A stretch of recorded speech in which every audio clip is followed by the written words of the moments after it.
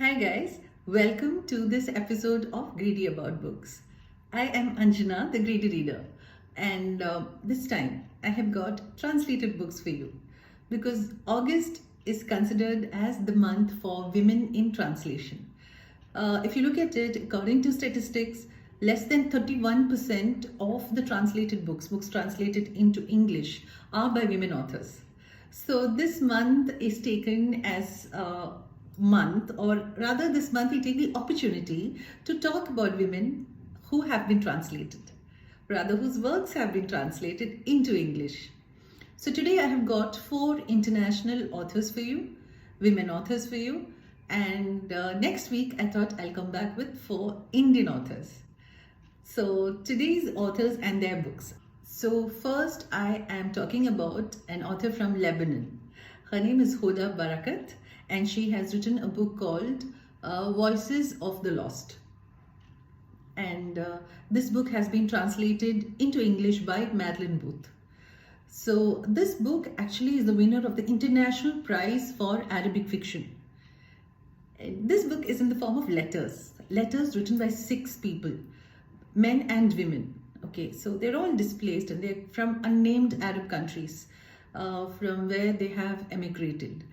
So these people write letters and none of the letters reach the recipient, but they are found by the next person in the chain. So one person starts off writing the letter to express something in their minds. So these are people who are writing to their parents, to their siblings, to their friends, their partner, to somebody whom they feel that they have so much to say, which they're not able to for some reason. So when one person writes and then that letter is found by the next person who's not the recipient.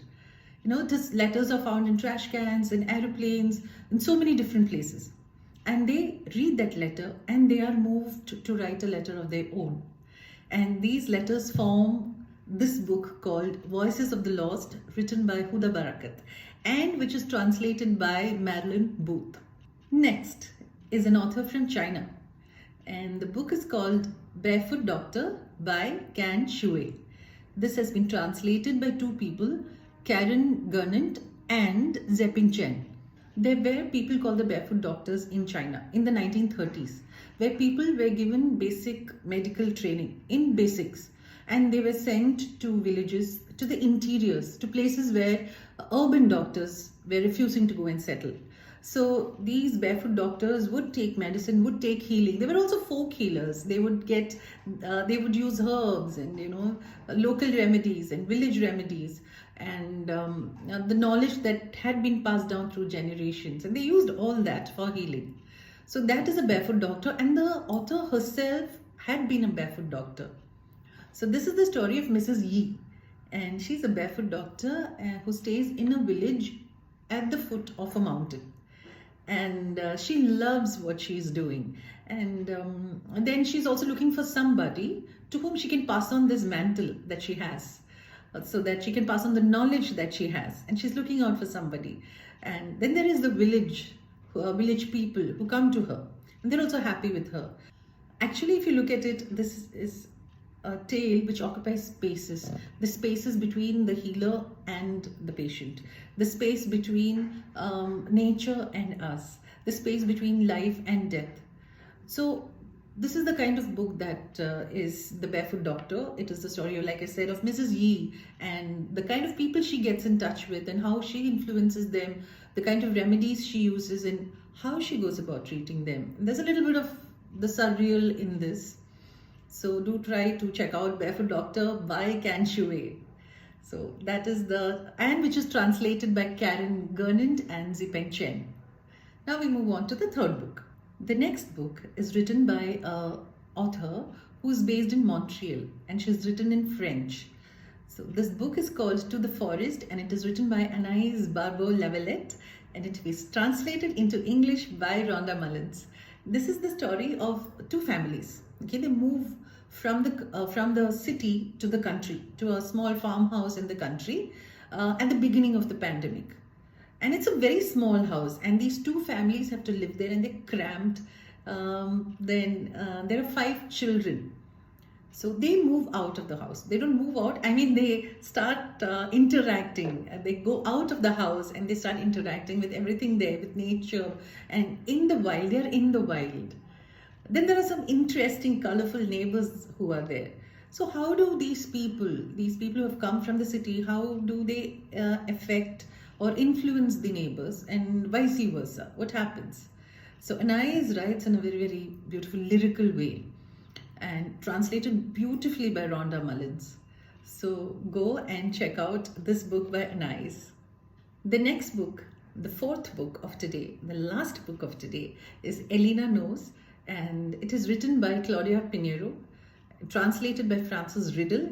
Claudia is not only a novelist, she's also an activist, and she was one of the main figures in the agitation, in the grassroots level agitation that was being done in Argentina to legalize abortion.